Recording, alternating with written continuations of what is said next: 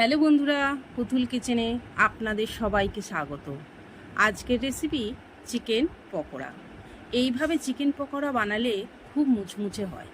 বন্ধুদের দেখার অনুরোধ রইল। চিকেনটাকে এইভাবে ছোট করে পিস করে পরিষ্কার করে ধুয়ে জল ঝরিয়ে রেখেছিলাম। তারপর একটা বোলে চিকেনগুলো নিয়ে তার মধ্যে লেবুর রস, আদা রসুন বাটা, লঙ্কা গুঁড়ো, স্বাদ মতো নুন, অল্প তেল, 2 চামচ কর্নফ্লাওয়ার, একটা ডিম ফাটিয়ে দিয়ে ভালো করে মেখে 30 মিনিটের মতন ঢাকা দিয়ে রেখে দেব। 30 মিনিটের পর চাপা খুলে 2 চামচের মতন ব্রেড ক্রাম্ব গুঁড়ো দিয়ে মেখে নেব। তারপর গ্যাসের ওপর কড়াই বসিয়ে সাদা তেল দিয়ে দেব। তেলটা হালকা গরম হলে চিকেন পকোড়াগুলো দিয়ে উল্টে পাল্টে ভেজে নেব। এখানে গ্যাসটা মিডিয়ামে রেখেছিলাম। সব চিকেন পকোড়াগুলো এইভাবে ভেজে তুলে নেব।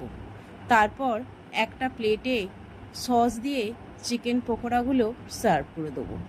যদি আমার এই রেসিপিটা আপনাদের ভালো লাগে তাহলে লাইক, কমেন্ট ও শেয়ার করে দেবেন।